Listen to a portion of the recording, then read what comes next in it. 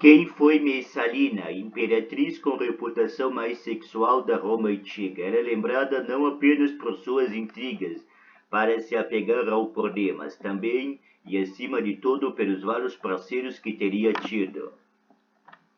Charlotte Walter, interpretado Messalina em 1875, foto Jet Imagens. A política do Império Romano era uma drama constante e implacável, repleto de intrigas e conspirações, mas mesmo neste mundo de politicagem implacável, mortes suspeitas e conspirações de alto risco, a reputação da imperatriz Valéria Messalina se destaca. Ela é lembrada não apenas por suas intrigas para se apegar ao poder, mas também e acima de tudo por seu apetite sexual.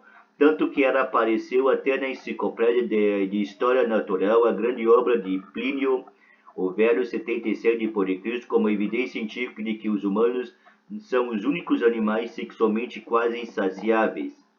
Segundo o escritor romano, Messalina demonstrou isso ao competir com a mais famosa das prostitutas profissionais para ver quem dormia com mais homens em 24 horas. A imperatriz a ultrapassou após coito contínuo, noite e dia, no 25º abraço, livro 10, capítulo 83. Histórias como essa contribuíram para um retrato de Messalina que dificulta muito a compreensão de como ela realmente era. No entanto, foi isso que o classicista estudioso sobre o classicismo Odor Cagil Martin, autor de Messalina, uma história de império, calúnia e adultério 2023, se propôs a fazer. Poder inesperado. Messalina foi a terceira esposa de Cláudio, o imperador que estendeu o domínio romano do norte da África e fez da Grã-Bretanha uma província.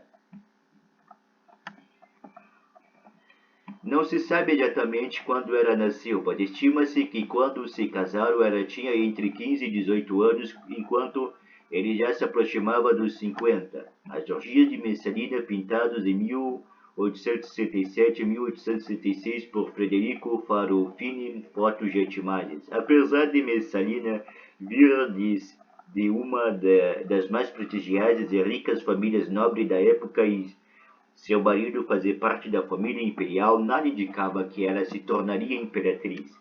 Cláudio era docente, coxo, gago, pouco atraente, mal educado e grosseiro, o que tornava mais um embaraço para sua família do que um pretendente ao trono. Por muito tempo se dedicou a escrever livros de história e permaneceu fora do poder até que seu sobrinho, o imperador Calígula, o nomeou cônsul e senador. O poder veio inesperadamente após o assassinato de Calígula em 24 de janeiro de 41, quando um soldado descobriu Cláudio tremendo do palácio. No dia seguinte, ele foi feito imperador pela guarda pretoriana, as tropas da casa imperial. Política na intimidade. Naquela época, Roma ainda estava se acostumando com uma nova forma de governo. Cláudio era apenas o quarto imperador da dinastia Júlio-Claudiana, a primeira do Império Romano que estava no poder desde 27 a.C. Durante a maior parte de sua história, antes desse ponto, Roma havia sido uma república governada por um senado aristocrático e por magistrados eleitos. Mas depois de meio século de guerra civil entre Júlio César e Pompeu, o grande Augusto chegou oferecendo paz, prosperidade e estabilidade em troca de poder autocrático.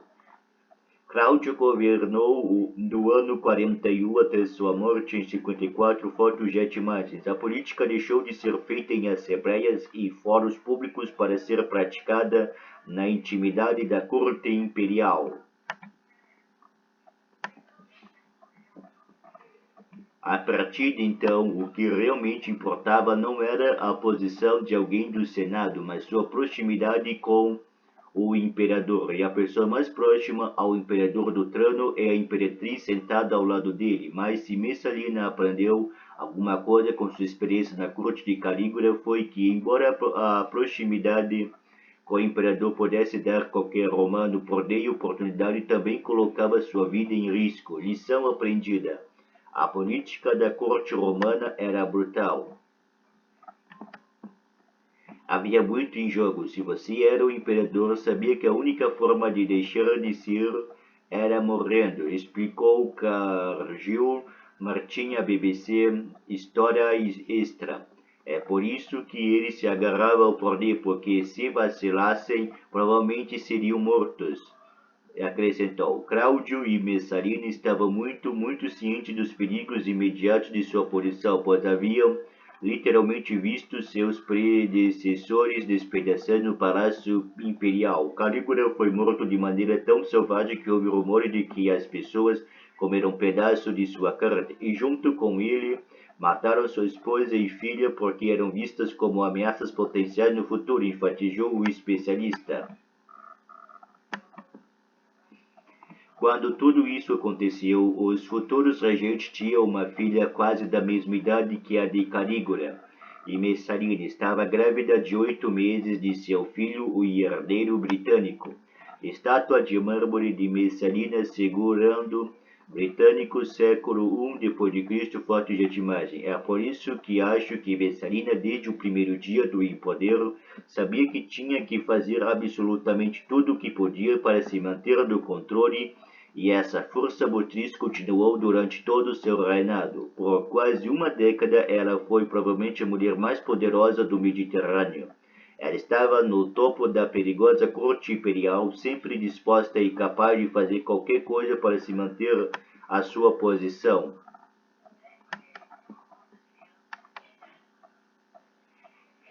Ela se envolveu em intrigas políticas, fazendo com que seus inimigos políticos fossem exilados ou executados, e ela navegou naquele campo minado com muito sucesso até o final do ano 48 d.C., quando, em circunstâncias muito misteriosas e dramáticas, ela foi assassinada. Messalina descendo as escadas da ópera Messalina de Isidoro de Lara, pintura de Henri e Toulouse-Lautrec, fotos e imagens. Apagando a sua história. Após a sua morte, ela foi submetida a uma ordem de damnatio memoriae, condenação da memória. Então tudo o que se referia a ela foi apagado, suas estátuas quebradas e seu nome riscado das inscrições. Nas décadas que se seguiram, aquele vácuo da história oficial se encheu de boatos que forjavam a fama que tornaria seu nome sinônimo de pessoa pervertida e sexualmente voraz, descrita como bela, de cabelos negros como azeviche, quadris sensuais e um sorriso que apaixonaria qualquer homem. Ela foi protagonista de escritos como o poeta Décimo Júnior Juvenal, do século I e II, que em uma de suas sátiras a chamou de prostituta imperial. O autor conta em detalhes que assim que o marido adormeceu, ela saiu do palácio com uma peruca loira para esconder sua identidade e foi para um bordel, porque preferia uma cama barata a uma cama de verdade. Lá ela dormiu nua e com seus mamilos dourados com clientes até que o cafetão a obrigou a sair exausta, mas não saciada. Durante os séculos, sua alegada promiscuidade e libertinagem sexual continuaram a inspirar romances, óperas e filmes.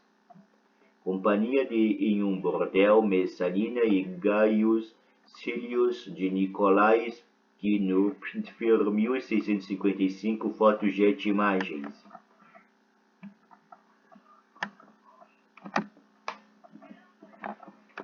Depois de sua morte, ela se tornou um símbolo de sexualidade descontrolada, e quase todas as histórias sobre suas ações políticas estão incluídas nessa narrativa de Messalina como ninfomaníaca, disse Cargill Martins. Mas se formos fundo e realmente olharmos para decisões políticas que ela toma, acho que fica muito claro que a grande maioria visa evitar qualquer ameaça potencial ao poder dela ou de seu marido, porque ela sabe que sua fortuna e a fortuna de seus filhos são completamente entrelaçados para a contínua supremacia de Cláudio.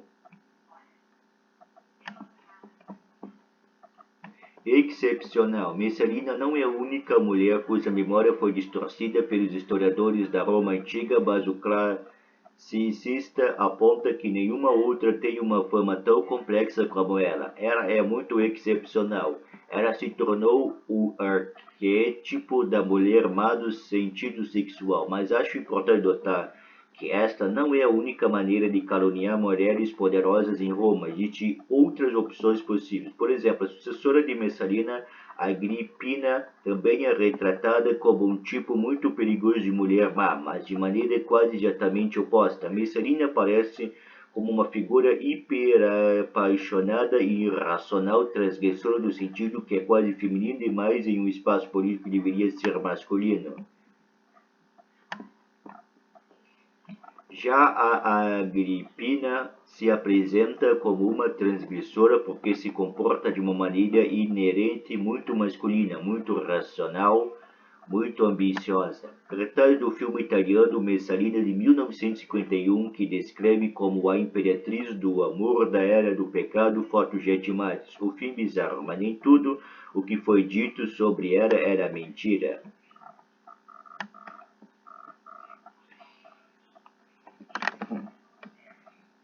Embora os historiadores romanos gostassem de criar personagens arquetípicos, a Messalina fosse o epítome da sexualidade descontrolada, não acho que possamos fugir totalmente da ideia de que ela era uma pessoa muito sexual e adúltera. Além desses rumores bizarros, como descrito por Juvenal, havia outros mais plausíveis, observou Cagil Martin.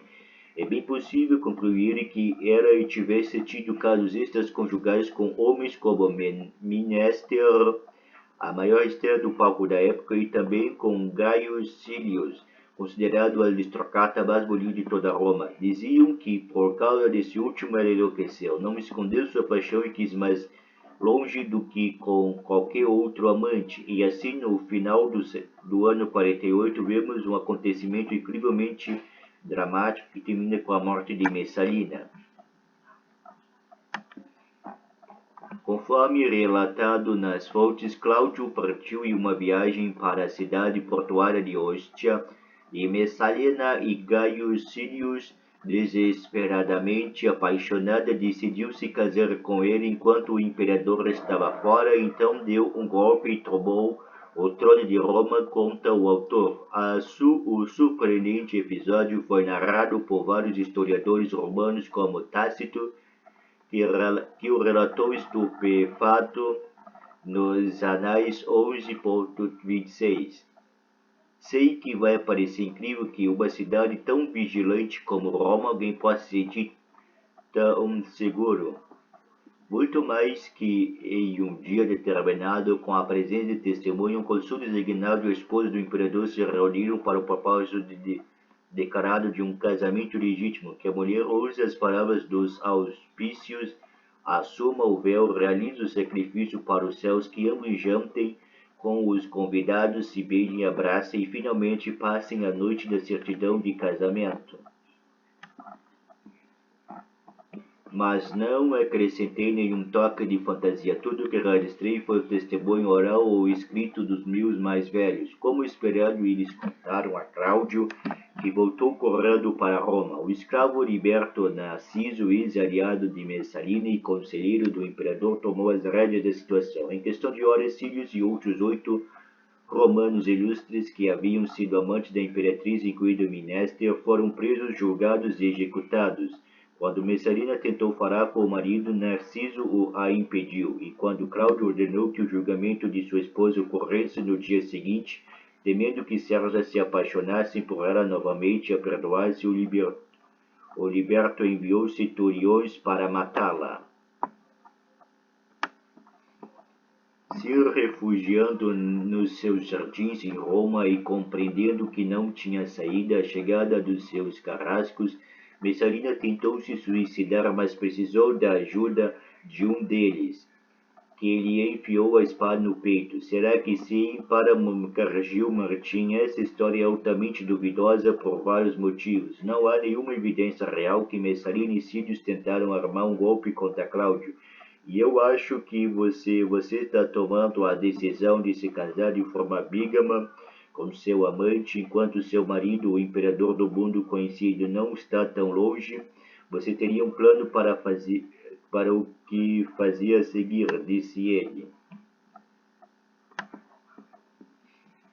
Além disso, ressaltou Messalina, não tinha motivos para fazer algo assim. Isso não apenas não melhoraria sua posição de forma alguma, mas também colocaria seus filhos em perigo, muito mais significativo do que estariam se Cláudio permanecesse no poder. Acho o que realmente é o curso mais provável dos eventos é que foi de fato um golpe mais contra Messalina, planejado por seus antigos aliados dentro da Casa Imperial, que começava a vê-lo como uma ameaça ao seu status quo.